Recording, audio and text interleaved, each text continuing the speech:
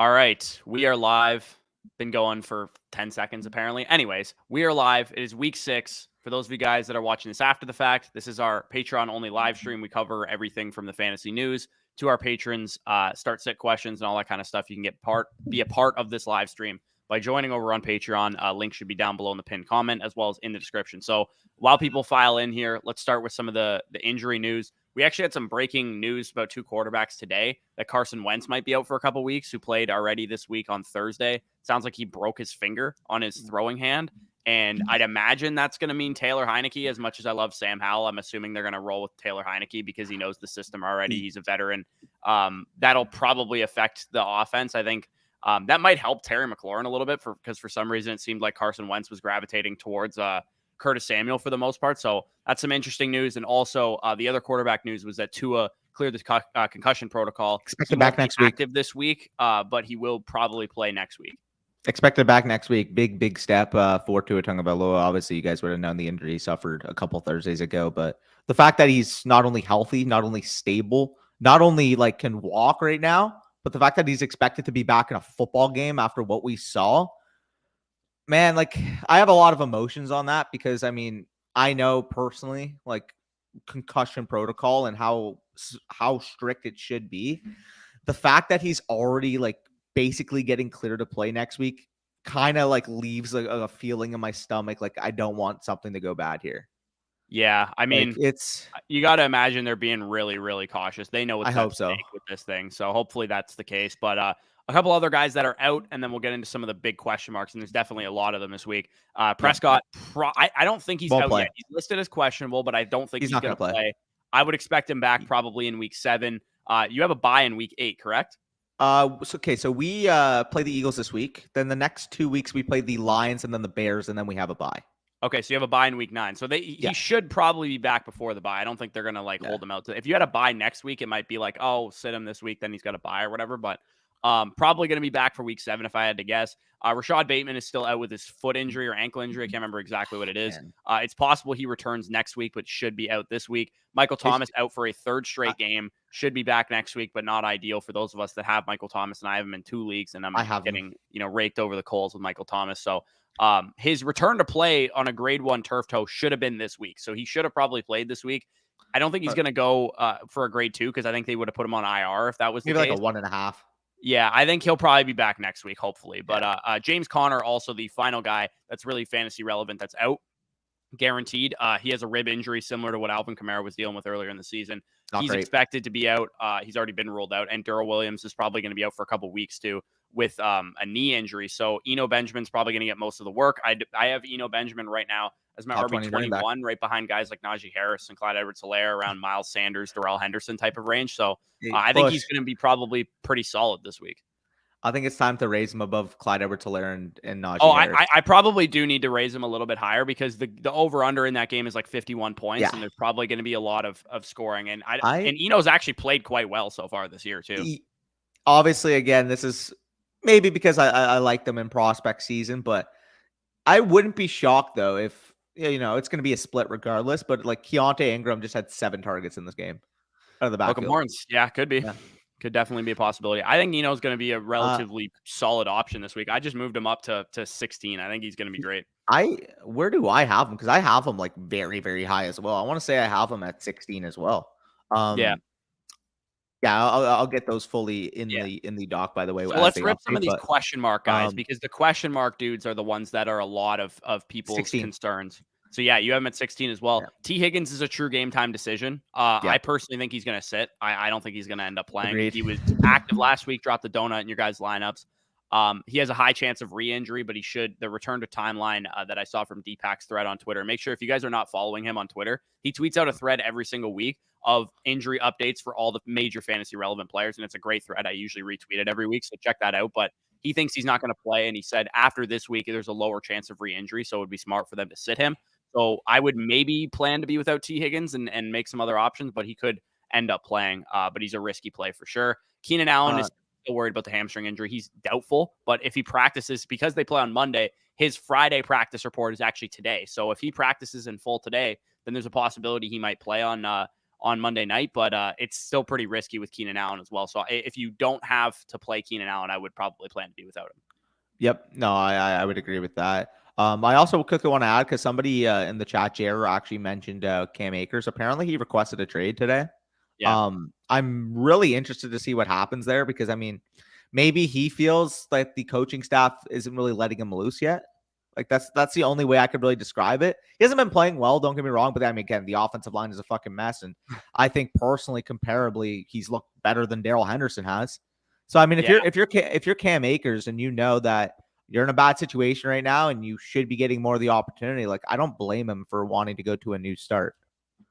Yeah, the crazy thing for Akers, man, is that the outlook we had for him coming into the season is so like I would be willing to bet on that outlook again, right? Like even if I don't think superstar talent, and I did think he was a talented running back, knowing what we thought the Rams were going to be coming into the season, the I wouldn't offense, have made that bet. offense and stuff. I think that was a good bet to make, but just everything has gone wrong, right? Like the player himself is not looking the same. The offense doesn't look the same. The offensive line doesn't look the same. They're not willing to give him the same level of workload that we've seen from him in the past. Just everything has gone wrong for Cam Akers, for those of you guys that drafted him.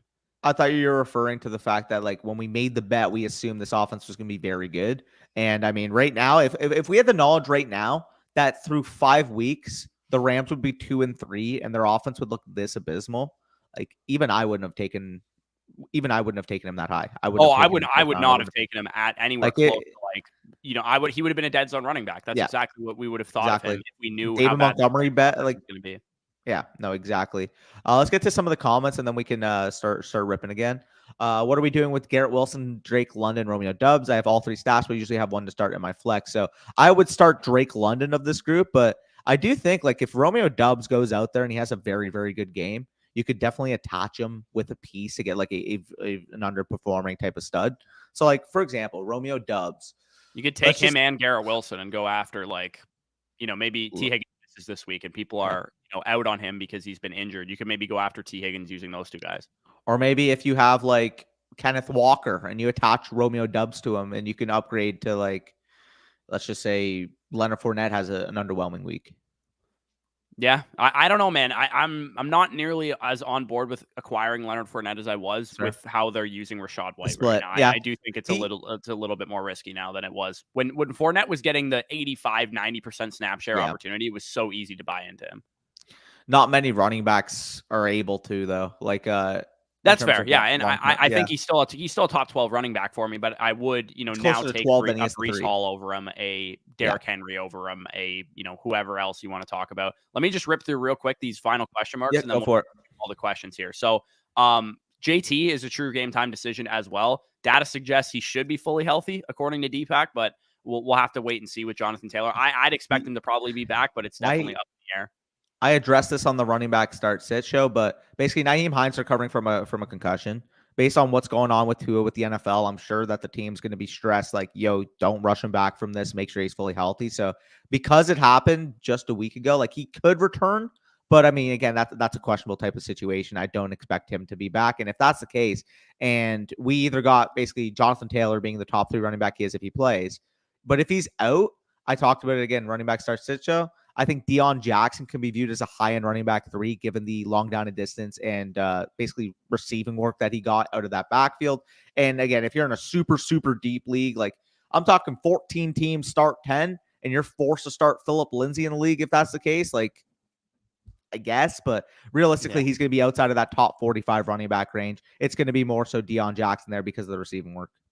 Yeah, and speaking of concussion, we don't know if Olave is going to clear the concussion protocol as well. That he probably could clear the concussion protocol, but with these new rules, we really don't know what the case is. And then finally, CeeDee Lamb, your boy, was added late addition to the injury report. Usually late additions don't end up being a good thing, but I would make sure to make a backup plan because they play on Sunday Night Football, right? So if you don't have a Monday night guy or another Sunday night guy to pivot to, I might keep that in mind. If CeeDee Lamb is out, maybe pick up a Noah Brown or something on your waiver wire. Yeah.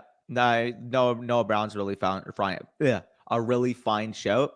And the Cowboy, I expect CeeDee Lamb to play. Everything from what I've been hearing from media members has pointed to the fact that CeeDee Lamb is basically expected to play in this game. He's listed as questionable because he didn't practice, but they're not expecting anything serious from that injury. Whereas vice versa, again, we talked about it a little bit with Dak. Their whole plan all week, it seemed like, was, okay, we're going to get him throwing limited on Thursday or Wednesday or whenever it was. We're going to list him as questionable, but he's never going to sniff the lineup. That's what the vibe I've been getting. All right, so that is the end of the injury news. A couple, Yep. just real quick, I'll rapid fire who's going to play. Kyle Pitts looks like he's going to play. Cooper Kupp looks like he's going to play. Russell Wilson looks like he's going to play. Chris Godwin, first game off of the not on the injury report all season, so that's good for him. Darrell Henderson must play this week. I'm sure we're going to get a lot of Henderson questions today and tomorrow. I have Darrell Henderson right now as my RB23. You're low on him. I am low on him. I really don't know what to do with him because I think you could probably make the argument that he should be up near like the guaranteed workload guys like Jeff Wilson, Melvin Gordon types. I'm going to move him up a little bit. I think I'm going to move him up to 19. So I'll have him a guy. I don't think he's a must play. Like if you have, Kenneth Walker and Aaron Jones as your top two running backs, you're not like forced to start Darrell Henderson. Like I don't think you have to play him. But if you're RB17 for me between like wide receiver 3 types and Darrell Henderson, I'm cool throwing him into your lineup. RB17 for me. He's right after Eno Benjamin in terms of my rankings. Oh, and that's only really because I expect Eno to get like a 70, maybe even 75% work share in this game. Again, I do expect Keontae Ingram to switch in on third downs, but for the most part, this should be an Eno Benjamin rushing day. I still don't trust the Rams to the point where it looks like they expect Henderson to be their main back there, but I mean, I haven't been able to predict shit about this backfield all fucking season, and I'm not going to start doing that now. Like, I wouldn't be shocked if Kyron Williams got in this game. He had like fucking 6 targets and like 7 rushing attempts. Yeah, dude, the Rams have been like one of the most unpredictable backfields in the entire league. And for what it's worth, Carolina was actually a really tough matchup last year, and they haven't been tough this year. So it's not a terrible matchup. And I think we'll probably have, hopefully, the Rams playing with a lead, but I don't know with the way they're playing right now. You know what's the weirdest part about that stat? You mentioned Carolina, a big run funnel last year. Pass funnel last year. This year, they're a big run funnel. With Carolina, their top, arguably, Brian Burns, their best defensive lineman, but their second best defensive lineman is Derek Brown for the most part. In his first 2 years, he had a 61 and a 65, I think, PFF grade. And this year, he's got like an 83 PFF grade, and their run defense has gone down a hill. I don't know what the fuck how that works, but like, so you're telling me that your nose tackle is playing like way, way better this year, but you're worse at stopping the run? Like, that doesn't make sense to me. Yeah, well, it's the opposite in Tampa Bay. Vita Vea is having his worst year of his career so far, and our run defense is suffering because of it. So, definitely doesn't really make a whole lot of sense in Carolina. You already know your boy dropped Henderson. Dude, I traded Henderson last week. So that's where I'm at. I traded Dalvin Cook, Alexander Mattison, and Darrell Henderson for Breece Hall and Michael Gallup. And then I flipped Michael Gallup with a waiver wire ad Marvin Jones to get Jerry Jeudy. So I essentially flipped those guys for Jerry Jeudy and Breece Hall. I'm still happy with that trade, but it's annoying that Darrell Henderson had no value when I traded him, and now he's valuable. No lie, Bush. Like, low key, what if Cam Akers got put in like a high end type of committee? I'm hoping for my Mostert shares. It's not Miami, but like, what's like a good team that could use like a good 1A, 1B type of back? Other than the Rams. Arizona would make some sense just due to their injuries that they have. Because, Connor's out for a couple weeks, Darrell Williams out for a couple weeks. I don't think the Rams would be scared to trade him in the division. I don't think they're really scared of Cam Akers, to be honest. But that would make some sense. That would be probably my number one spot I would want him to go if I was a Cam Akers manager. I was thinking, like, what about you talked about one divisional team. What about Seattle? Yeah, maybe. I think that would suck if you guys have Kenneth Walker, but that would make some sense for sure. Just from a realistic standpoint, because like if you know Kenneth Walker is this elite running back or elite runner of the football between the tackles, he's gonna be your main ball carrier. Like Henderson has basically dominated third down, long down and distance receiving snaps for the Rams. Like maybe they trust DJ Dallas, but I as little I think of Darrell Henderson, I'm pretty sure he's a better player than DJ Dallas. And if he's being Cam Akers. Darrell Henderson, I'm talking. What the fuck am I talking about? I talked about it as Darrell Henderson. Cam Akers. So that point doesn't even make any sense. Let's just pretend I didn't say that. Let's go on. Yeah. The other teams that make some sense too are the 49ers because of the injuries that they have at running back, and also maybe New England with Damian Harris being down for a bit. The reason why I got confused, by the way, is I read Henderson on the screen and my mind just went to Henderson. But we can move on. Painful luck, by the way, on dropping him. Tombskull. Yeah. As a contender in a competitive high stakes dynasty league, would you consider trading Geno Smith for Yes. Who's doing this trade? Yes. What? Somebody would actually give you Trevor Lawrence in a dynasty league for Geno Smith? This is like insane. This is an instant smash if you can do this. Brother, this is at least a 2023 1 too short. Like two. I think this is probably 2-1s short potentially. Like I think Lawrence has. Okay, What is his Geno's dynasty value right now? What do you have to give up? Like, I think 2 firsts is probably what you'd have to give up for Trevor Lawrence in most competitive dynasty leagues. I would have sent like a 1 and 2 twos, or maybe a 2023 one and a 2024 one. I'd say that's about equal market value. So like with Geno Smith, like what's he worth? Probably 2 twos at this point, maybe a 2 and a 3. I mean, dude, and realistically, like Geno Smith versus Trevor Lawrence from a raw fantasy point production standpoint, rest of season is close. Even if you think Geno Smith might be slightly better this year, Trevor Lawrence is so much better in dynasty value long term to the point that it's just such an easy trade to make. Yeah, like fucking Trevor Lawrence is 23 years old, having a breakout type of season. Like those are the assets you want to invest in, not the 32-year-old breakout of Geno Smith. Yeah. Happy Sunday Eve, boys. Let's go. Yes, sir. Do the Rams get right this week? I mean, if they can't get right against Carolina, they're not going to get right against anybody.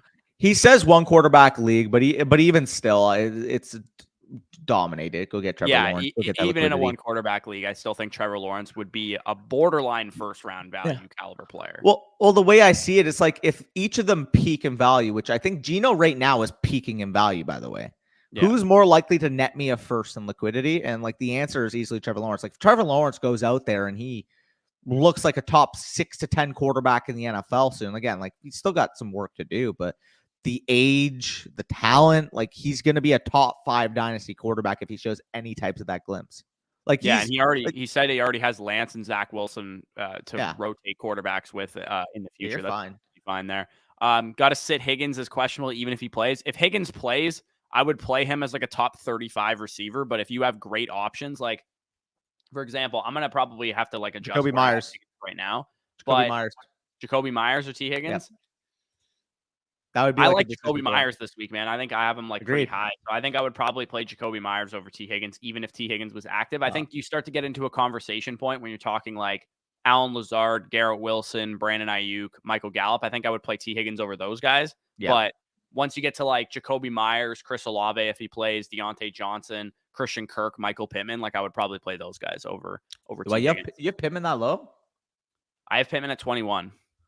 Why you have him so low? Because the Colts are a dumpster fire right now. Fair. And the Jags are quite good against the pass.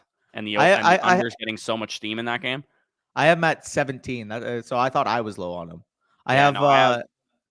I have in order above him. So DK 12, Cortland Sutton at 13, Mike Williams 14, Chris Godwin 15, Tyler Lockett 16. Yeah, I have Drake London, Jalen Waddle, and Gabriel Davis, and Amari Cooper ahead of him also. You have Amari Cooper in your top? I guess you have 21. Fair. Got an awesome matchup this week. That's fair. I want to see if I can find this stat, but there's a stat basically in terms of like just how good each of those teams are in terms of running the football this year and how bad each of their defenses are at running the football in terms of the Patriots-Browns game. I want to say the Browns are 32nd in DVOA and the Patriots are 30th, I'm pretty sure. Yep. And the Browns are first in rush DVOA. The Patriots are top 10, I believe. So like you need to pass DVOA? Rush. No, the Browns are dead last against the run in the NFL. Yeah. Right? No, I'm saying but then their own offensive rushing DVOA okay, yeah, is number 1. And the Patriots are like a top 10 team. So there might legitimately be 45, 50 rushing attempts in this game. Yeah. For the main running backs. So Hunt, Chubb, and Ramondre. Oh, yeah. Would you trade Jameson Williams in a late first for Drake London? Yeah, I would. I think I would too. Spoiler alert, the Dynasty Trade Targets video that I recorded yesterday will be dropping like as soon as this live stream is done at like 1 p.m. Eastern. So Jameson Williams is one of my trade targets in Dynasty. I think he's a great guy to go after if you're a building team. But I think Drake London's already established himself. But this trade could definitely work out in the favor of the Jameson Williams side. Because if Jameson Williams, let's say Drake London's the Dynasty wide receiver 6 at the end of the year. Jameson Williams could be Dynasty wide receiver 11. And then you net a late 2023 first for a similar tiered wide receiver. I would want. I mean, the reason why I would want the Drake London side here is because as high of the ceiling in terms of value is for the JMO in the first, it's also like much more volatile. Again, we don't know how the late first is going to look like in terms of our rookie drafts this year. You still want that liquidity, of course, because it doesn't matter what it doesn't matter what the fuck you think. It matters what you can get for it. Like Yeah, if you and you could could probably turn it into a random 2024 first at the very least. the one thing I will say is if you are a rebuilder, you'd be more likely to take this deal if you're a rebuilder, obviously, right? Yeah. Because I mean, if you're a contender, you would rather move Jamison Williams in the late first into elite point production this year. Yeah, you would just rather move Jamison Williams in general if you were a contender. Yeah. So okay, that makes sense. Yeah, that's a relatively fair deal though. Is Akers getting cut? This is what I don't mentioned. think I don't know, man. Like it's possible he doesn't end the season on the team. It sounds like I don't think he will. yeah, it doesn't sound like the relationship's too strong there. I wonder what happened, man. They kept it under wraps pretty quick. Like there was that one comment in week 1 or week 2 or whatever it was, and that's pretty much all we've heard from Cam Akers. And the McVay situation, maybe, if you're a Rams fan, you're way more plugged in. You've heard a lot more shit than that, but yeah, it's a little odd that this is kind of boiling up right now. Goon Boy in the chat here. Boys, what's going on? With Aaron Jones and Jonathan Taylor at running back, Curtis was my wide receiver too. Yikes. Until I traded for Mike Evans. Should I start Evans at flex with Waddle and Samuel at wide receiver, or AJ Dillon? Evans over Dillon, easily. Yeah, Evans over Dillon for sure. I think Evans might absolutely flambe that secondary. Yeah, he's gonna do really well. Like Pittsburgh's secondary this year has actually been atrocious. Like atrocious. Yeah. Like you got Minkah Fitzpatrick making plays on the back end, but their actual cornerback play this year. They allowed 2 bombs to Gabriel Davis last week. It's so funny because there's still like a video playing in my mind right now. So I guess it was Levi Wallace's first game playing Buffalo since he moved to Pittsburgh to play for the Steelers this offseason. And there was a video of just him getting absolutely cooked up by Stephon Diggs. And I'm like, oh no. Imagine the boys that you've been like playing football with for like the past fucking 5 years, same team, your brothers. And then you go out first game against them and you get absolutely torched. Yeah, that's classic. CMC and Ramondre are my only startable running backs on my roster. Would you look to sell high Ramondre in a couple of weeks? What's your definition of sell high? Yeah, it really all depends what I'm always willing to sell pretty much any player if I can get a lot for them. If somebody's willing to give you, let's say, top John 5 level value this week, and Ramondre goes for 35 points, and Ramondre plus a small piece gets you to Jonathan Taylor, then absolutely I'm looking to sell high on Ramondre. But I'm cool just I mean, you say that as like a negative. CMC and Ramondre are my only startable running backs. That's a pretty damn good situation to be in if I'm being honest. I'll tell you right now, the only do we even want to say 3? Yeah. Okay, it's 4. Sorry, the only 4 running backs that I'd be willing to add I'd be willing to for sure add a plus onto Ramondre for to switch for the rest of the season would be Barkley, McCaffrey, Eckler, and Taylor. Like after that, dude. I would do it for Chubb and Hall as well. With a plus. Oh yeah, okay, that's fair. Like if you want to do straight up, I'd that's fine. I'd add a plus to Chubb for sure. Chubb is the one that I would say I would add a plus for. He's playing too well. I can't fade Chubb anymore. I won't either. He's running back 5 in my rankings, but I actually do have Stevenson at 4 this week. I'm being spicy. Yeah, that's this week though. And okay, if you got news tomorrow that like obviously we gotta look into a crystal ball, we gotta project a little bit here. But if you got news tomorrow that Damian Harris's injury would basically plague him and linger for the rest of the season, he wouldn't come back on a full capacity, where would you rank Ramondre Stevenson? Probably top 10. I still think they're going to use Strong and Kevin Harris to some degree. I don't think they're going to give him an 85% snap share. I think he's going to be a 65-70% snap share running back, which is good, especially in the offense that he plays in. Mac Jones potentially coming back this week as well helps out the offense. So we'll see with Ramondre, but I do think he definitely could be a sell high candidate if his value is really, really high in the next couple games. I have JT and Ramondre Stevenson, Mike Evans and CeeDee Lamb. Need one flex, half Waddle, Waddle, Deontay Johnson, Gordon. Yeah, this is Jalen Waddle for sure. Jalen Waddle's, I believe, a top 12 wide receiver for me this week. I'm not putting him that high with Skylar Thompson starting, but I still have him inside my top 16 or 18 wide receivers. It's just that target share in Miami so fucking concentrated where even if they have bad quarterback play, if we're giving Tyreek Hill 9 targets and we're giving Jalen Waddle 8 targets, they're still the type of players that even if they're catching fucking flutter balls 5 yards from the line of scrimmage, they could take one to the house. So that's why I'm still willing to rank them high because of their the way they win. They're not like a Cortland Sutton. They're not like a Mike Evans. They're not like a big physical. They're not big physical wide receivers that are going to be hindered by bad quarterback play. Because to put it simply, with those type of players, the reason why they're more volatile is that if you don't have a good quarterback getting them the ball, How are they going to come down with 50-50 catches, 60-40s, etc. if the fucking ball's out of the sideline, right? With a Yeah, guy like literally. Jalen Waddle, with a guy like Tyreek Hill, they're much easier for a guy like Mike McDaniel to game plan around with a bad quarterback, which, again, I was going to make a Tua joke, but it doesn't really seem appropriate right now, so I'm not going to. But I was going to say, like, that's why Tua was They've my been friend. game planning to Tua's strengths so Yeah. far this season, which is more than the previous coaching staff did for Tua Tagovailoa. So this is an interesting question. Mason says, what would be some trade targets in a one quarterback PPR dynasty for Devontae Adams? He says his wide receiver room is kind of weak. I don't think it's weak, especially in the long term. London, I mean, Juju and A-Rob are kind of just like contending pieces that stink. So they're kind of sunk value right now. But J-Mo, Pickens, and London, long term, pretty solid. What state is your team in would be my question, because if you're trying to contend, I probably would not sell Devontae Adams. But if you're trying to rebuild, which, I mean, based on some of your pieces at wide receiver may be the case, I would probably go after some of the young wide receivers from this draft class involved in a Devontae Adams trade. Yeah. Let's just say hypothetically right now, in terms of the market. So what would you say Kelsey is in Dynasty? Or not Kelsey, Adams is in Dynasty. Maybe like a 4th round pick, 4 or 5 turn? Something like that. Yeah, I would say that. so. So if you got offered, again, you're not going to get the Pittman area. I don't even think you can get Marquise Brown plus at this point, given his age, given how he's performed.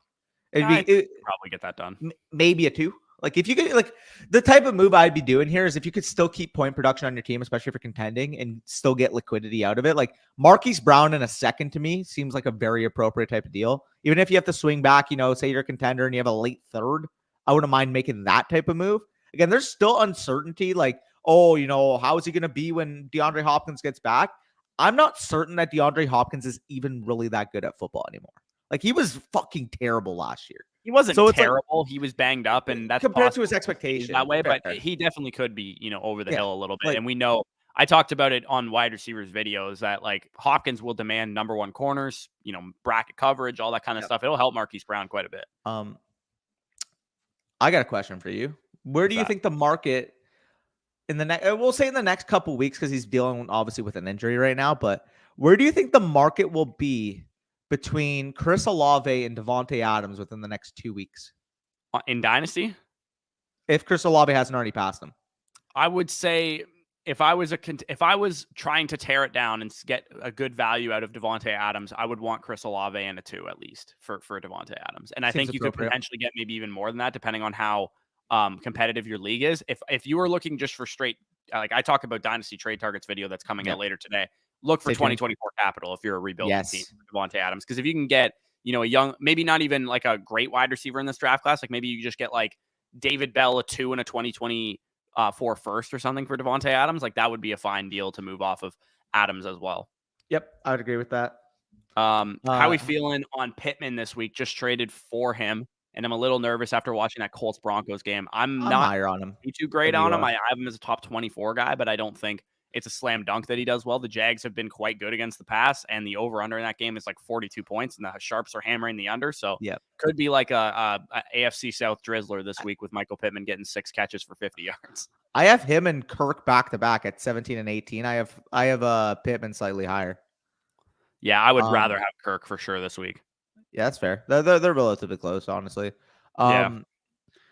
Who would you rather start this week? Godwin, Kirk, or London? It's very close. I have Godwin the highest, but I have London and Kirk pretty shortly after him. I have Godwin at 9 this week. I have him really high. Holy shit! I thought I had him relatively high. I have him at 15, but like realistically, I would take him over Sutton and Williams. So I'll have him at 13.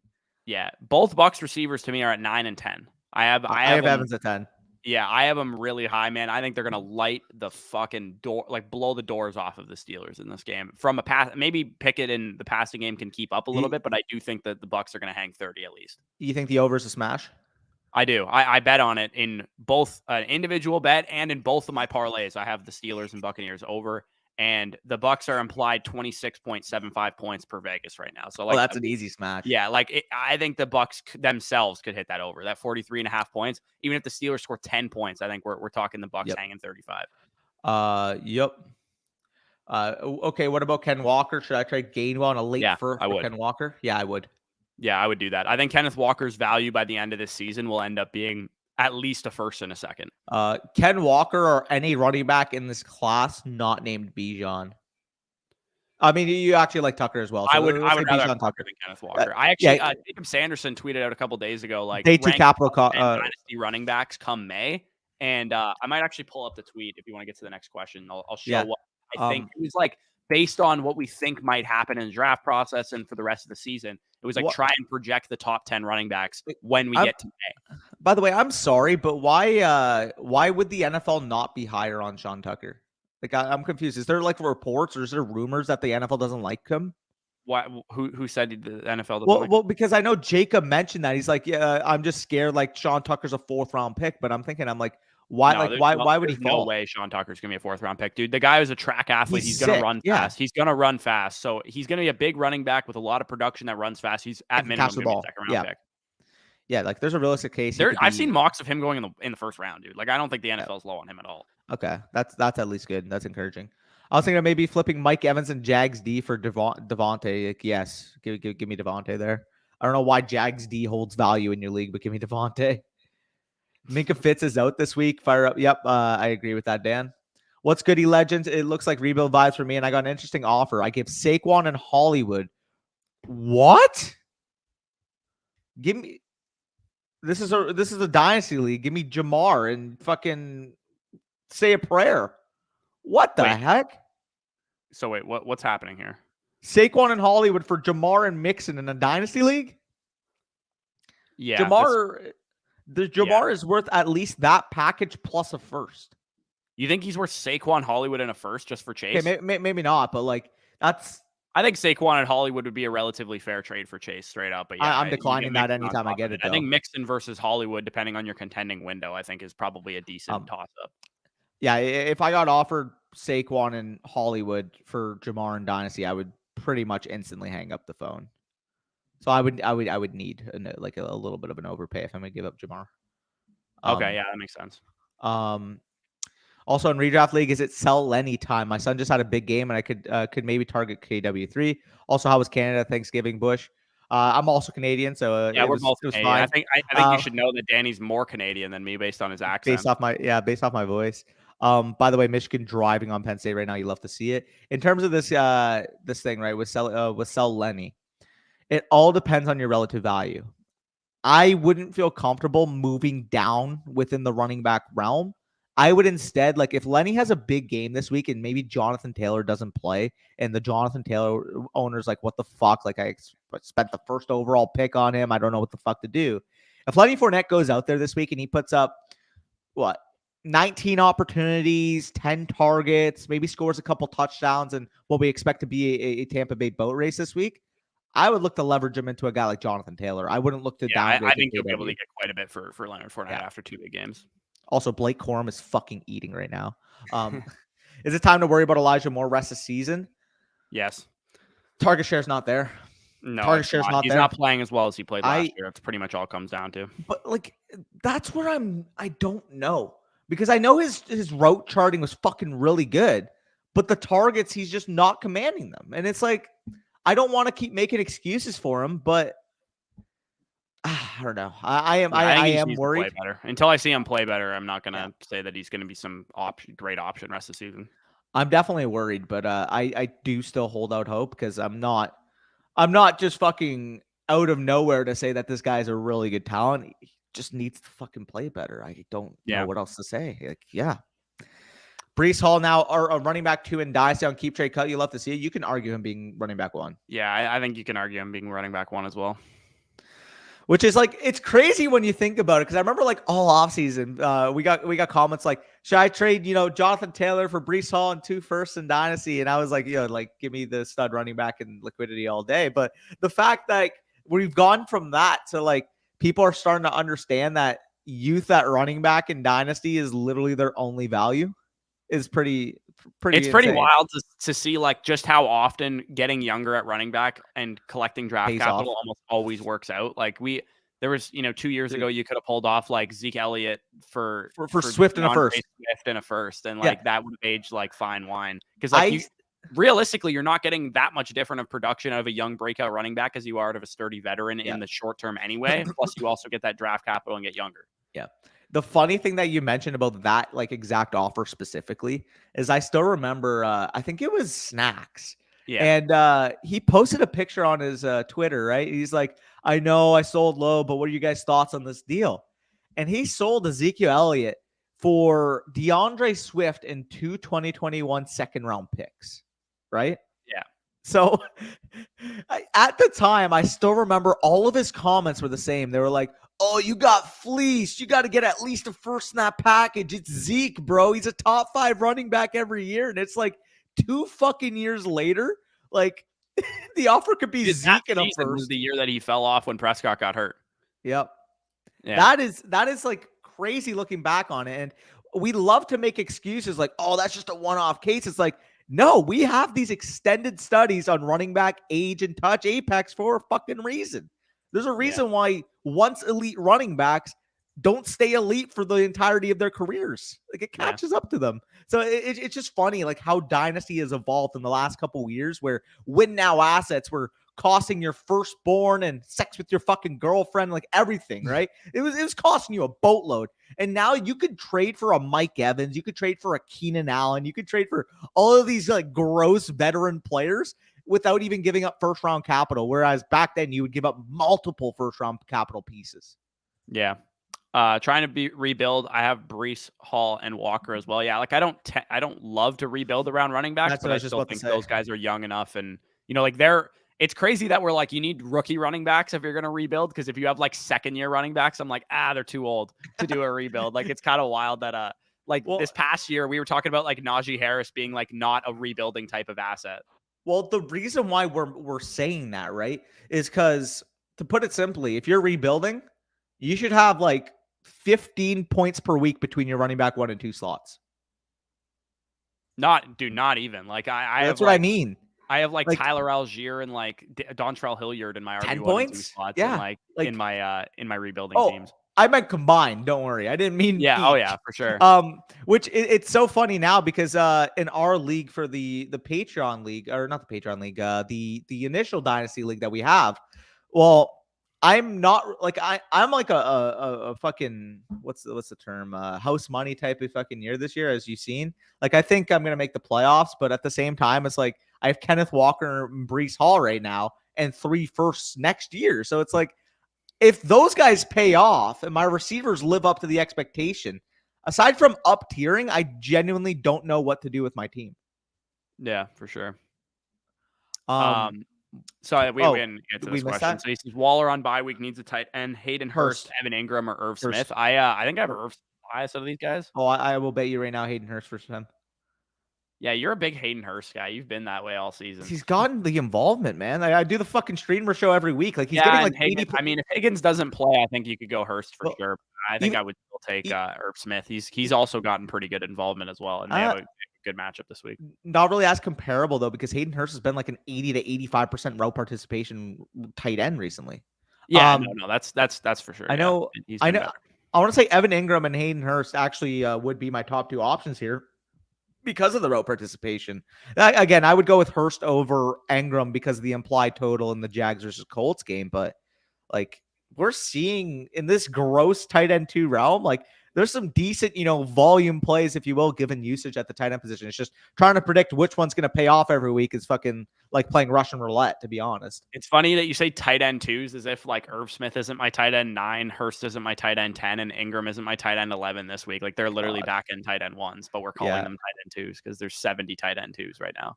Brother, this one, oh God, dude, do I really want to stake my claim on this one? I got somebody 1 spot ahead of Irv Smith that is just going to be absolutely gross. Let's see if you can guess it. Taysom Hill? I have Taysom Hill as 9. Okay. Do you have Robert Tonyan ahead of Irv Smith? No, 1 spot behind. Hunter Henry? No. Tyler Conklin? No, you got to get a little grosser than that, bro. Cade Otton? High. No. Will Dissly? Yeah. Ew.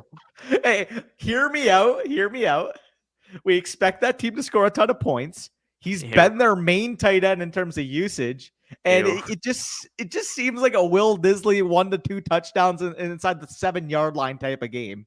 Yeah. Like, again, not to mention with a tight end landscape, the way it's looking right now, I think you could be aggressive in your tight end rankings because who the fuck actually knows who should be where? Yeah, literally.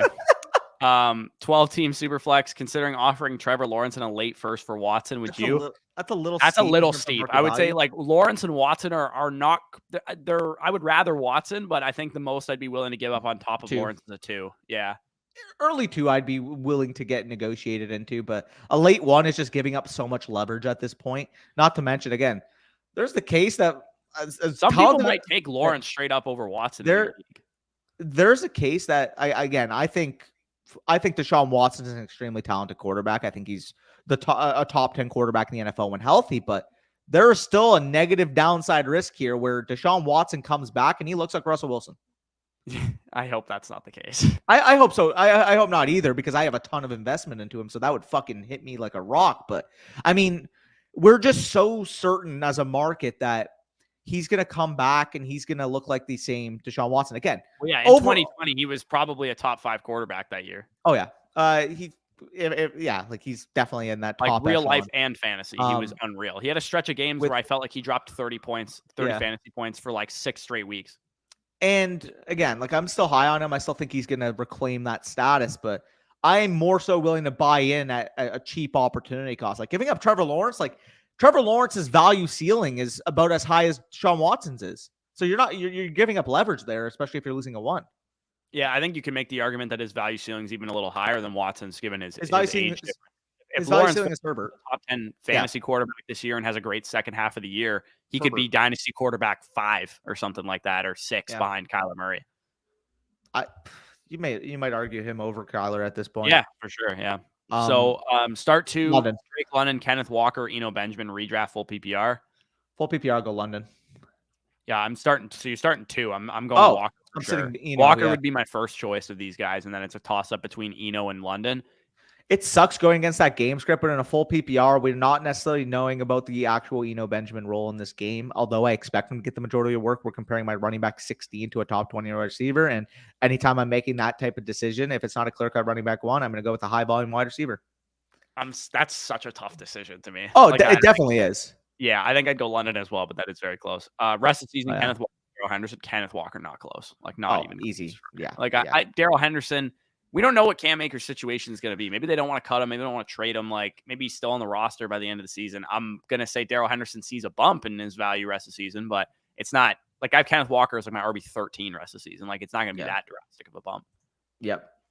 Are there going to be any Drake London, Olave type wide receivers in this 2023 draft class? Depends how they develop. Yeah, it does. Like JSN has been hurt, so I don't want to hold. I've been a little harsh on him because he's been hurt, but he hasn't really. It's not his fault. Like he hasn't been on the field. So I think him and Addison to me scream as the top 2 dogs in this class at wide receiver, and then there's going to be some more like Jahan Dotson, Sky Moore type of prospects than there was this year. I think the top end talent of this past wide receiver class in 2022 actually is probably better than the top end talent of the 2023 wide receiver class. Like maybe you take Addison or JSN straight up over London, but I think London was a better prospect than both from what I know about those players right now. You could make the argument that 2024 might end up being better than both. Oh, I think so as well. I think the guys that we're seeing in the 2024 class have a chance to, and you never want to just like look at rose-colored glasses on future draft classes, because once you get them under the microscope and evaluate their deficiencies and stuff, like there's some size concerns about some of those guys or whatever too, but I think they're going to be probably at least on par with 2021. Can we acknowledge right now, by the way, going into the 2024 draft process, like going into April, if I hear one fucking person talking about the early career production of the wide receivers of Ohio State, I'm going to lose it. We're just completely with Wilson and Olave and JSN and also JMO there, maybe potentially for one of those guys' freshman years. Like it's just possible. It's impossible to get on the field. Like it's almost the same way we look at rookie wide receivers, right? Like the routes are not there, right? Like if you're not running routes, you can't command targets. So until you get the routes, then that's when you should be evaluated. And Marvin Harrison Jr. currently has 9 touchdowns in 5 games played. Yeah, he's a stud, man. He might end up being the best Ohio State wide receiver out of all of them. He's 6'4", bro. Yeah, I didn't realize he was that.